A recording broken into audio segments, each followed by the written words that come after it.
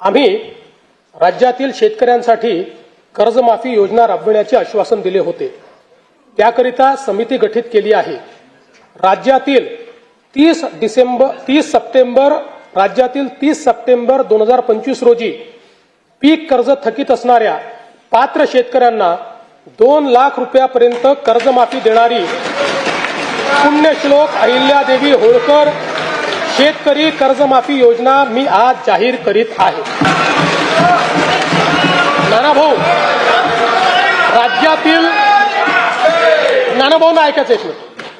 राज्यातील 30 सप्टेंबर 2025 रोजी पीक कर्ज थकीत असणाऱ्या पात्र शेतकऱ्यांना 2 लाख रुपयापर्यंत कर्जमाफी देणारी पुण्यश्लोक अहिल्यादेवी होळकर शेतकरी कर्जमाफी योजना मी आज जाहीर करत आहे।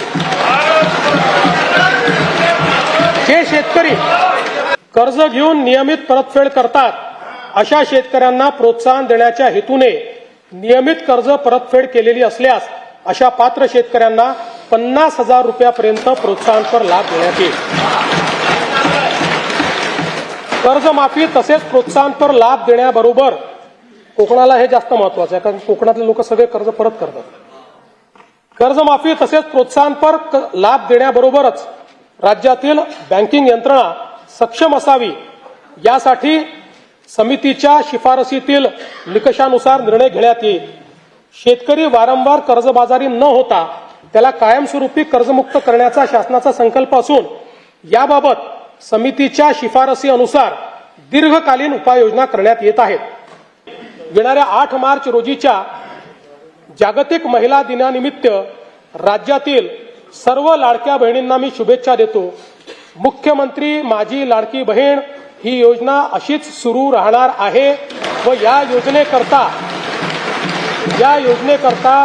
आवश्यक ती भरीव तरतूद करण्यात आलेली आहे।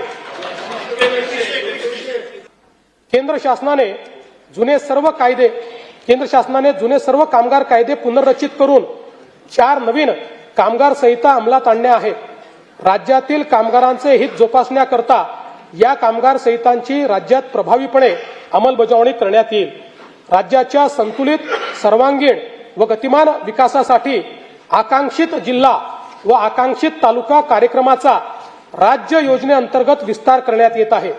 सध्याच्या गडचिरोली, नंदुरबार, धाराशिव व वाशिम या आकांक्षित जिल्ह्यांसोबत हिंगोली, जालना, पालघर, बीड व धुळे आणि परभणी या 6 नवीन आकांक्षित जिल्ह्यांचा समावेश करण्यात येईल।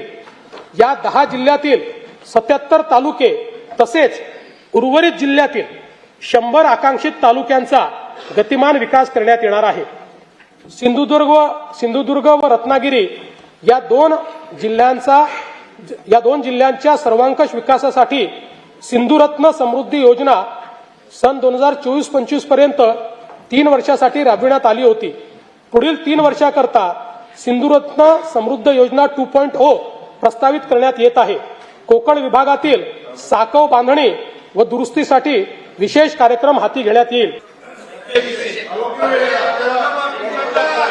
काळजी करू नका, तुमच्या मनातली एक एक गोष्ट आम्हीच पूर्ण करतोय, आम्हीच करत राहणार आहे। फक्त कोर्टात जाऊ नका, योजनेच्या विरुद्ध कोर्टात जाऊ नका।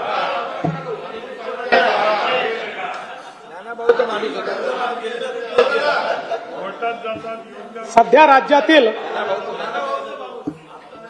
राज्यातील सर्व जिल्ह्यांमध्ये एकल महिलांचे सर्वेक्षण चालू असून ते पूर्ण झाल्यानंतर त्याचे उचित विश्लेषण करून एकल महिलांच्या कल्याणासाठी सुयोग्य धोरण आणले जाईल। महाराष्ट्र ग्रामीण जीवनोन्नती अभियानाअंतर्गत आतापर्यंत सुमारे 37 लाख लखपती दिदी झाल्या आहेत। सन 2026-27 मध्ये आणखी 25 लाख बहिणींना लखपती दिदी करण्याचे उद्दिष्ट आहे। महाराष्ट्र राज्य ग्रामीण जीवनोन्नती अभियानाअंतर्गत स्थापन करण्यात आलेल्या महिला स्वयंसहायता समूहांच्या वस्तू व उत्पादन विक्रीसाठी हक्काची बाजारपेठ मिळवून देण्याकरता पहिल्या टप्प्यामध्ये 13 जिल्ह्यांमध्ये उमेद मॉल जिल्हा विक्री केंद्र उभारणीस मान्यता देण्यात आलेली आहे।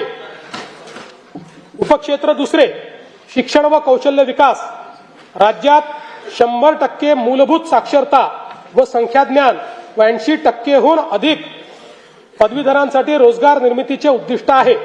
राष्ट्रीय व आंतरराष्ट्रीय विद्यार्थ्यांना आकर्षित करण्यासाठी 8 ते 10 शैक्षणिक शहरांची उभारणी करणे, युवकांना उद्योग केंद्रीय आणि कौशल्य विकास शिक्षणाद्वारे सुसज्जित करणे, नवोन्मेष आणि उद्योजकतेला प्रोत्साहन देणारे प्रतिभा केंद्र निर्माण करण्याचे नियोजित आहे. नवी मुंबई आंतरराष्ट्रीय विमानतळाच्या परिसरात भारतातील पहिली आंतरराष्ट्रीय दर्जाची एज्युसिटी विकसित करण्यात येत आहे. यामध्ये USA, UK, ऑस्ट्रेलिया व इटली या देशातील 6 आंतरराष्ट्रीय विद्यापीठांची सामंजस्य करार करण्यात आले आहेत. या सर्व विद्यापीठांचे अभ्यासक्रम याच वर्षी सुरू होणार असून या उपक्रमांमुळे राज्यात राष्ट्रीय व आंतरराष्ट्रीय विद्यार्थी ज्ञानार्जना करता येतील. अमरावती शहरातील शिक्षण विभागाची सर्व कार्यालये एकत्रित आणण्यासाठी डॉक्टर पंजाबराव देशमुख शैक्षणिक संकुलाची उभारणी करण्यात येईल. राज्यातील राज्यस्तरीय विज्ञान प्रदर्शनात विशेष प्रावीण्य मिळविणाऱ्या विद्यार्थ्यांचे मनोबल वाढविण्यासाठी आपण बक्षीस रकमेत मोठी वाढ केली आहे.